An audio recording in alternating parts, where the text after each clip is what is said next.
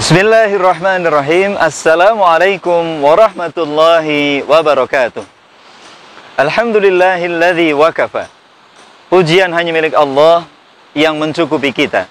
Wassalatu wassalamu ala rasulillah ibadihil mustafa.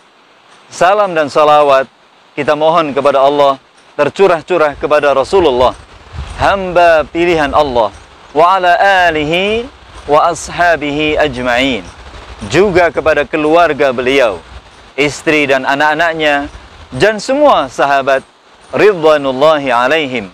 Semoga Allah meridhai mereka. Sahabat-sahabatku yang dirahmati Allah subhanahu wa ta'ala, suatu hari datanglah seorang sahabat. Kemudian beliau radhiyallahu anhu berkata kepada Nabi sallallahu alaihi wasallam, "Ayyun nas ahabbu ilaika ya Rasulullah."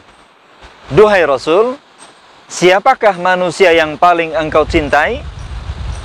Rasulullah yang mulia sallallahu alaihi wasallam tersenyum. Beliau bersabda, "Qala Aisyah." Allahu Akbar.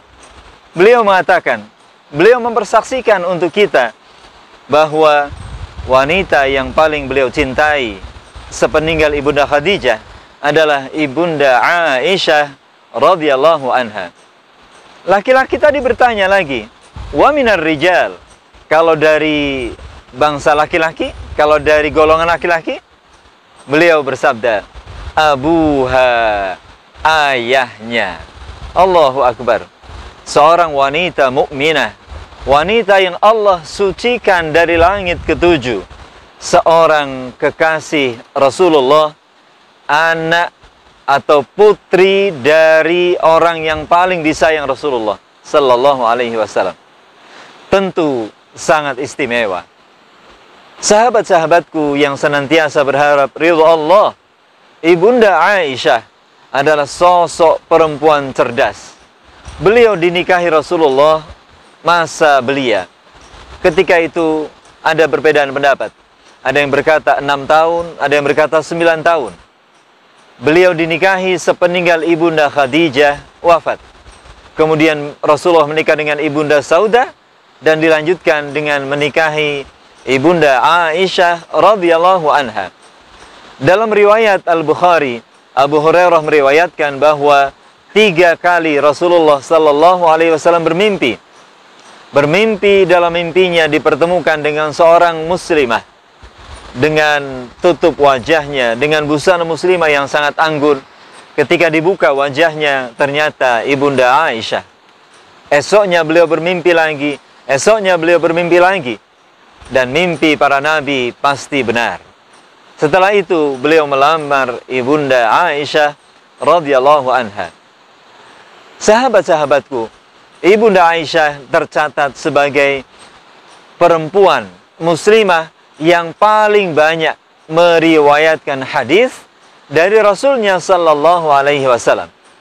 Dalam catatan para ulama, lebih dari 1000 hadis diriwayatkan dari baginda Nabi sallallahu alaihi wasallam, khususnya tentang permasalahan keluarga. Ibnu Abbas radhiyallahu anhuma meriwayatkan bahwa dalam suasana pelik sepeninggal Rasulullah, maka Ibunda Aisyah adalah tempat meminta fatwa dari para sahabat. Ketika kami mengalami permasalahan hebat, maka kepada Ibunda Aisyah lah kami selalu berlabuh. Kami bertanya, dan beliau memberikan jawaban atas pertolongan Allah subhanahu wa ta'ala.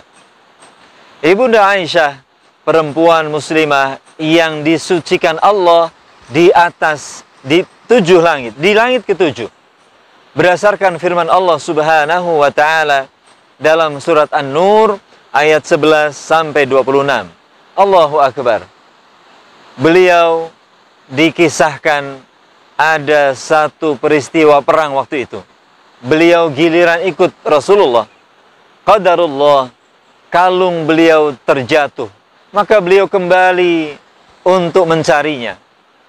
Para sahabat yang mengangkat sekedupnya berkomentar, "Kami tidak tahu apakah Ibunda Aisyah sudah naik atau belum." Karena kita tahu bahwa saat itu Ibunda Aisyah dalam kondisi tubuh yang sangat ramping, sehingga berat tubuhnya tidak dirasakan oleh para pengusung sekedupnya. Ternyata Ibunda Aisyah belum masuk. Beliau pun menunggu di pinggir jalan, tentu di tempat yang aman, sampai kemudian lewatlah sahabat mulia Safwan radhiyallahu anhu. Didapatinya Ibunda Aisyah sendiri sedang istirahat, maka beliau bangunkan dan beliau berkata, "Duhai Ibunda, naiklah ke kudaku, ke untaku," ya. Kemudian dituntun sampai ke Al-Madinah. Sahabat Safwan di depan, Ibunda Aisyah menaiki kendaraannya. La haula wala quwwata illa billah. Di luar dugaan, peristiwa itu justru menjadi awal bagi ujian beliau, keluarga Rasulullah sallallahu alaihi wasallam. Masya Allah. Isu dihembuskan oleh orang-orang Yahudi, orang-orang munafik, bahwa ada hubungan yang tidak baik antara Ibunda Aisyah dengan Safwan. Bayangkan, dua orang, laki-laki dan perempuan, berjalan berdua tanpa ada siapapun. La haula wala quwwata illa billah. Celah bagi iblis untuk masuk. Dihembuskan isu itu dan menjadi viral di seluruh kota Al-Madinah.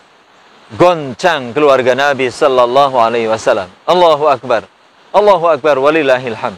Tetapi kemudian Allah Subhanahu wa taala yang menyelamatkan keluarga Nabi.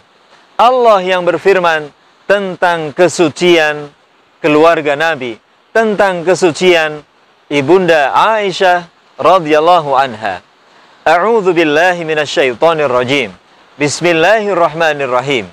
Innal ladzina ja'u bil ifki usbatum minkum la tahsabuhu syarran lakum bal huwa khairul lakum. Likulli imri'in minhum maktasaba minal itsm walladzi tawalla kibrahu minhum lahu 'adzabun 'adzim. Allahu akbar.